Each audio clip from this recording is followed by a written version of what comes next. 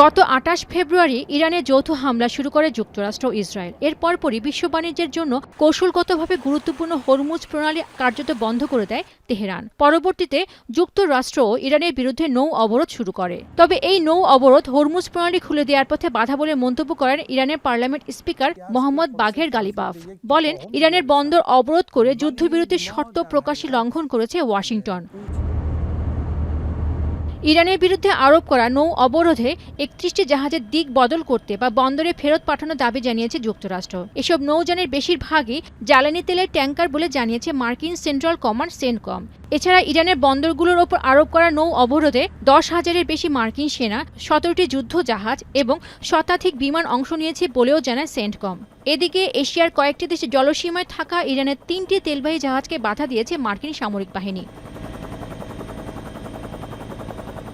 এরই মধ্যে white house বলছে, ইরানের সঙ্গে যুদ্ধবিরতি বাড়ানোর এই সময়সীমা কতদিন চলবে তা এখনো নির্ধারণ করেনি মার্কিন প্রেসিডেন্ট ডোনাল্ড ট্রাম্প। তবে তেহরান ওয়াশিংটনের মধ্যে এই অচলাবস্থার নিরসনে ইরানের নেতারা একটি সম্মিলিত প্রতিক্রিয়া দেখাবে বলে ট্রাম্প আশা করেন।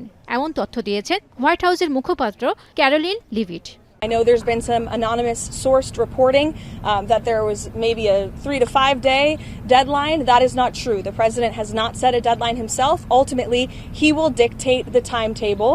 তবে হোয়াইট হাউসের এমন মন্তব্যের পর এবার যুদ্ধবিরতির বর্ধিত সময়সীমা আগামী রোববারই শেষ হচ্ছে বলে দাবি করেছে ইসরায়েলি বিভিন্ন গণমাধ্যম। মার্কিন কর্মকর্তাদের বরাত দিয়ে তারা বলছে, তেহরানের জন্য মার্কিন প্রেসিডেন্ট ডোনাল্ড ট্রাম্পের বেঁধে দেওয়া সময়সীমা আর মাত্র কয়েকদিনের মধ্যে শেষ হচ্ছে। কেননা ট্রাম্প অনির্দিষ্টকালের আলোচনার পরিবর্তে তেহরানের সঙ্গে একটি সুনির্দিষ্ট সমঝোতায় পৌঁছাতে চাইছেন। যদিও ট্রাম্প ফক্স নিউজকে জানান, ইরানের যুদ্ধ দ্রুত শেষ করার জন্য কোনো চাপ নেই, তবে ভালো একটি চুক্তি চান তিনি। এদিকে ইরানের প্রেসিডেন্ট মাসুদ পেজেশকিয়ান জানান, আলোচনার পথে মূল বাধা নৌ অবরোধ এবং যুক্তরাষ্ট্রের প্রতিশ্রুতি লঙ্ঘন। আর যুক্তরাষ্ট্র ইসরায়েলের এমন আগ্রাসী আচরণ পারস্য উপসাগরীয় অঞ্চলে নিরাপত্তাহীনতার মূল কারণ বলে মন্তব্য করেছেন ইরানের পররাষ্ট্রমন্ত্রী আব্বাস আরাকচি। তেহরানে দক্ষিণ কোরিয়ার বিশেষ প্রতিনিধির সঙ্গে বৈঠককালে একথা বলেন তিনি।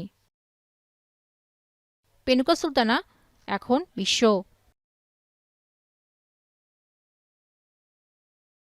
শিয়া বাটার ও ভিটামিন ই সমৃদ্ধ লিলি বিউটি সোপ, তারুণ্যময় উজ্জ্বল ত্বকের জন্য।